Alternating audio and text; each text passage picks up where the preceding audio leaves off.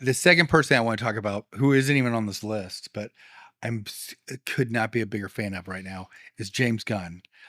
If there was a person in the world that would like to like me and would like to be in his posse, it would be James Gunn. Really? He's okay. So one, he's sober. Okay. And two, he's one of the few people that got canceled and then so dramatically uncanceled. Do you remember when I don't remember him getting canceled. He lost like serious jobs. Oh, yes. I remember they took a job away from him and then that movie didn't do as well. And they were like, well, you want to come back and advise us on what did he do? Because they took a job away from him. I want to say it's the second Avengers, right? He tweeted like really juvenile jokes but wasn't a tweet that they dug up and found too? Was it one of those? It was way old. Yeah, it was like a super old tweet. It's like, oh, you tweeted this now from something you said 10 years ago. Where you're at today, we're gonna punish you today. Yes, for somewhere you used to be. He made tweets about like pedophiles or something like that. And then his funny tweets. They're really funny tweets. His movies are funny. He's a great comedian. I think he has his origins. He wrote Scooby-Doo, the movie. Yeah, which is a good movie. The one with Sarah Michelle Gellar's husband, right? Well, Sarah Michelle Gellar's in it, right? Sarah Michelle, Freddie Prinze Jr. and Skeet Ulrich, not Skeet Ulrich, the other one from Scream. Scream. The guy who used to be on Skate TV. I don't know, but they're great. SLC Punk. It is a great movie. Great. Matthew Lillard. That was his name. Yes. But James Gunn he's also like, his music growing up was punk rock too, right? So like, again, here's aggressive style of music, which is an expression, which is somewhat comedic. They all admit we're terrible at our like instruments, but we are like showing you this side of art and expression and really nice people behind it. Yeah, totally. It's insane. I don't know that they're all nice, but yeah, there could be. If you were a club owner and they were trashing your place, Johnny, I like these guys. Johnny Rotten was a dick. Oh yeah. Dude, Johnny Rotten is the worst. Yeah. He's not a nice man. Hey, I have a friend that interviewed him, and he was so awful too. But the actual musician of that band, what's his name? Stephen Jones, right? Yeah. Incredible, nice guy. And yeah, but let's go back to James Gunn. Oh my God! Wait, okay. Also, ultimate bangers. Guardians of the Galaxy 1, 2, and 3 are incredible. I want, with every fiber of my being, to be friends with those people and to be on their ship, and to be having fun, and to be like part of the inside jokes. And I did watch this world that I'm like, I love it. I watched the first two Guardians, but I never got into the whole Marvel universe or genre. Like, I know that I obsess over game. You have to. I obsess over Game of Thrones with you on a whole different. We love Game of Thrones. And then even like older Star Wars stuff, we'd like obsess over stuff. Yeah.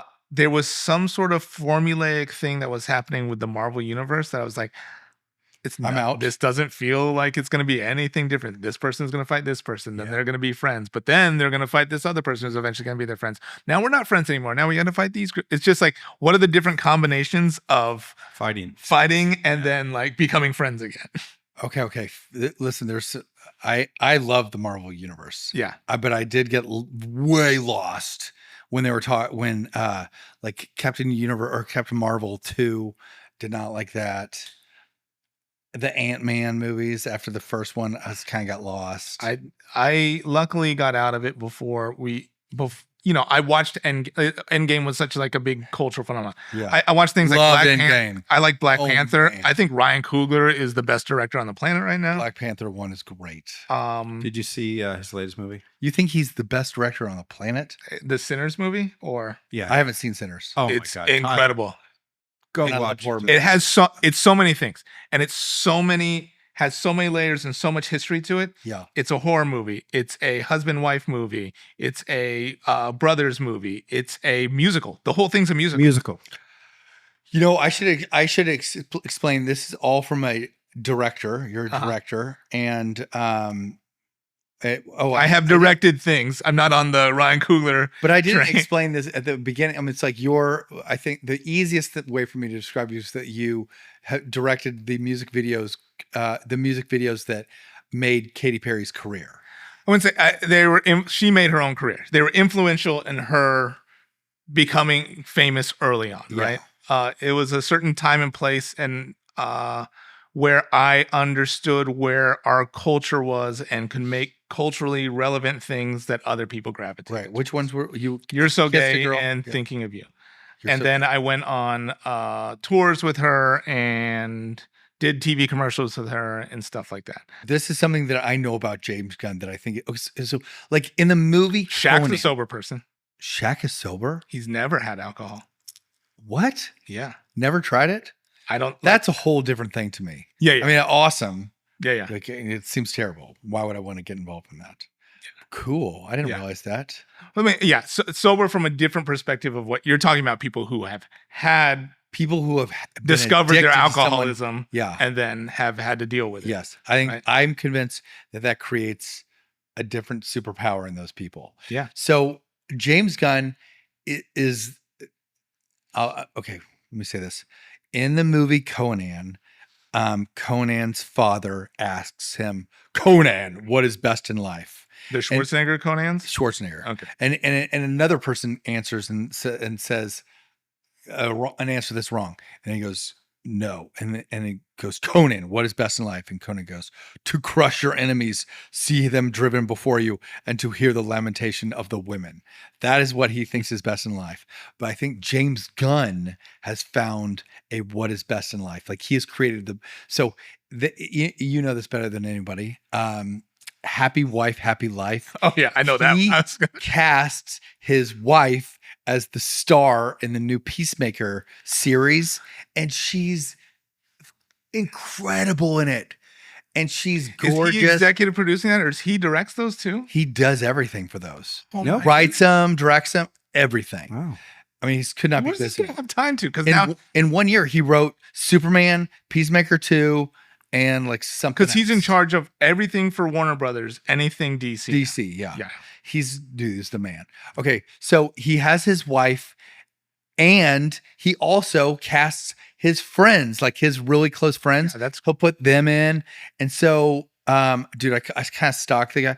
So all of his friends, like that you see from his weddings, like he got married sort of recently. They're all in his movies, and so he's having just a great time with all these people that he puts in his stuff, and he's just like having a ball. He's sober. I do respect that about people who, like your friends also have to show up and perform, and they have to they have to be good. They're all amazing. Carry their own weight. I'm sure his wife is incredibly talented too, right? Her character is called Harcourt, and she's spectacular.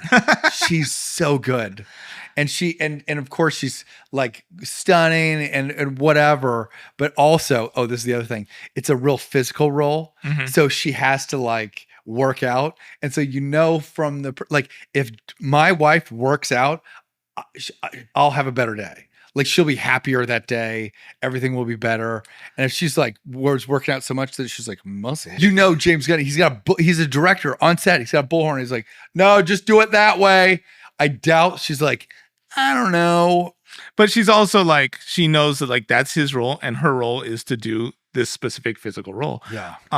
So maybe they're just professional to that level, right? And I try to be extremely professional with my wife whenever she's my client, but some of the things we do are so subjective that it's hard, right? It is about taste, and sure, maybe sometimes I was like, wait, I am placating to her taste because she is driving this marketing campaign or whatever. Yeah. So anyway, so James Gunn, being sober, being able to move these multiple franchises and then work with your best friends and even work with your wife.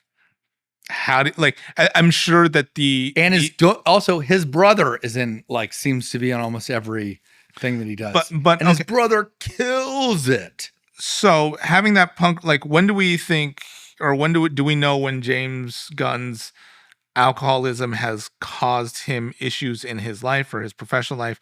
Did it also like cause him to be this creative genius, or when did that like? Well, that's a good question.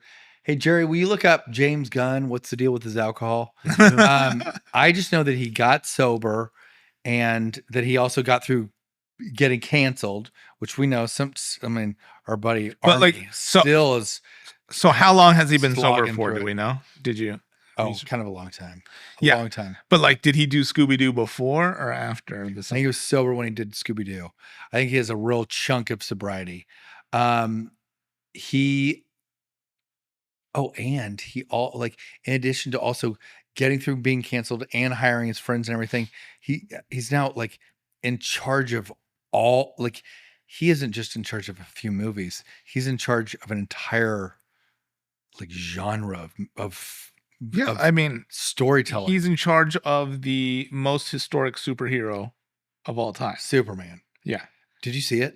No. Great. Oh my God, it's great. I haven't seen it. He's been sober since the early 90s. Sober since the early 90s. What a champion. Yeah.